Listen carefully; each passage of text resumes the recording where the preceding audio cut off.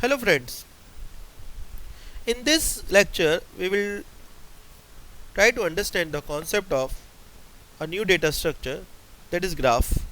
Graph is one of the most popular data structure as it has many live applications. Like a traffic network can be displayed with the help of a graph data structure. A mobile network can be displayed with the help of a graph data structure. Any cellular network can be displayed with the help of a graph data structure. Any traffic network can be displayed with the help of a graph data structure. So graph data structure has a variety of real-time applications. Like all Facebook community that you have list of friends, these friends are having other friends, that friends are having other friends. So these all are the, if you make a connected graph, so it will also be considered as real-time application of a graph. In the graph, two things are basically important. The one is the vertex that we denoted by a node, and the second is the connected edge from a vertex A to vertex B. If we talk about the mathematical definition of a graph, so it is a basically collection of the two sets. So graph is a collection of two sets. The one is vertex set, the second is edge set.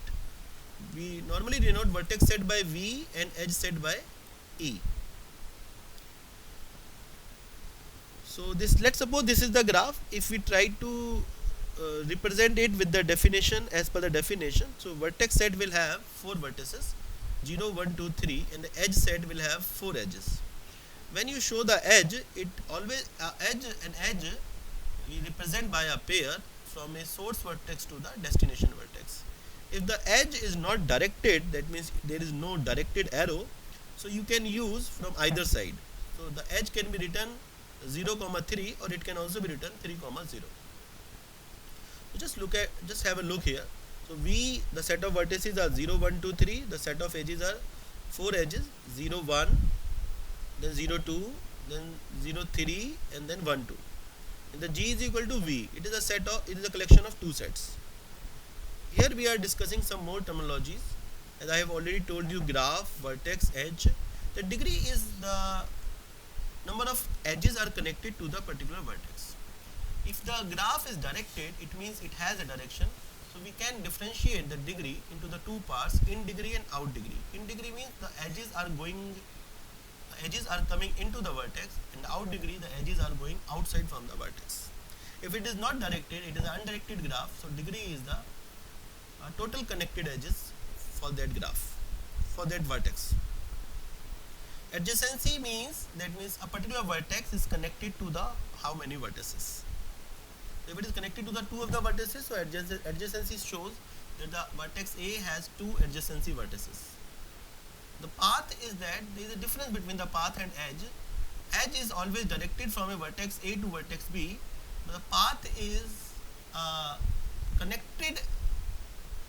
There should be a path from two vertices, but it may be reached by more than one edge also. Like we are moving from vertex A to C, but there is no direct edge, but the edges are like that you can move from A to B and you can move from B to C. So you can say the path is available and we can go from A to C. The directed graph has direction, that means you can move in the direction of the edge. You cannot come back in the reverse direction.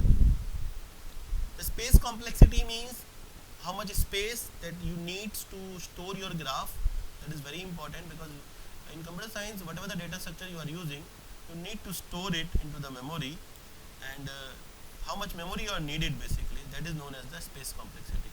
And the adjacency complexity, it means how to find the adjacent of a vertex, how much time you require to calculate that. That is known as adjacency complexity. The complexities of all the algorithm of the graph, it depends upon the complexity of space and adjacency.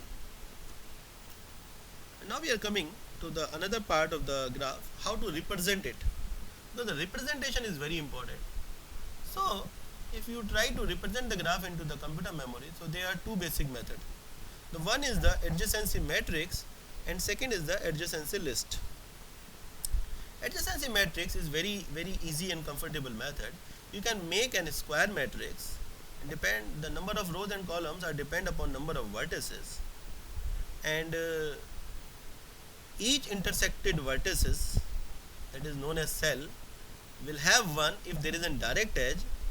If if it has no edge, we will store it 0. So you can see that in this graph we have 4 vertices, 0 1 2 3. So we are having 4 rows and 4 columns. Just have a look, there is no edge between 2 to 3. So at the intersection of second row and the third column, we are having 0. There is no edge between 3 to 1. So you can see there is no edge at the intersection of 3 and 1, 3 and 2, and 3 and 3. But it has the edge with the 0. So we are having the 1 at the intersection of 3 and 0. If the graph is undirected, so we need to store it from the both side. So that means if we are storing it from 0 to 3, 1, so we will also store from 3 to 0, that is 1. If the graph will be directed, so we will store at one side only. The second, just have more examples. Just look at that and find out the how we can store the different graphs with the help of the adjacency matrix. 4 vertices, so 4 cross 4 matrix, 4 vertices, 4 cross 4 matrix, 4 vertices, 4 cross 4 matrix. That is a fully connected graph. Fully connected means each of the vertex is connected to all rest of the vertices. You can see just except the diagonals, all elements are 1. In this, each of the vertex is connected just the 2 of the vertices. So you can find in each of the row there are 2 ones only. And in this graph you can see the 4 is connected with the all rest of the vertices.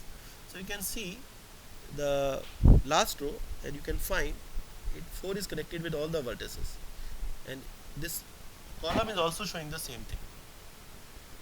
It has some pros and cons. It needs higher space. The cons is that the single connection you are storing in the 2 sides, and it's increase the space complexity. It depends upon the number of vertices. The number of vertices are v, so the space complexity will be v square. Now coming to the second method of the representation, that is the adjacency list. In the adjacency list representation, we will implement a linked list concept. We will make a array of header nodes. It depends the number of element in an array. It depends number of the vertices. Let's suppose we have the 4 vertices. So we will have the array of the 4 header nodes. And each header node will maintain a separate linked list. It depends from that the particular vertex has how many connections.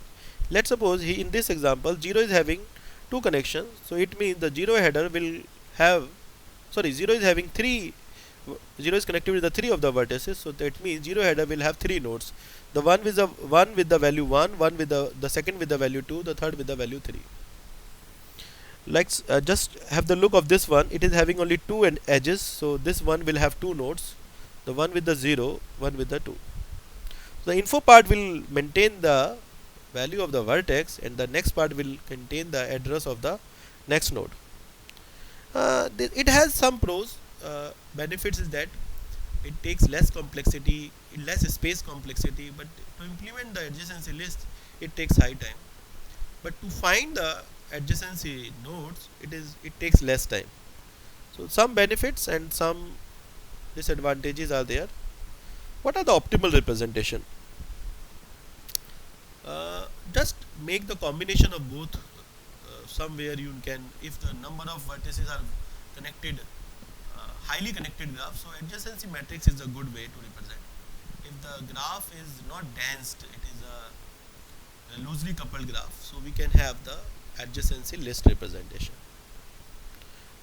We can apply the different operations on the graph, like we can have the different traversal, we can have how to find the connected graph or not, we can find out the shortest path, we can find out the spanning tree.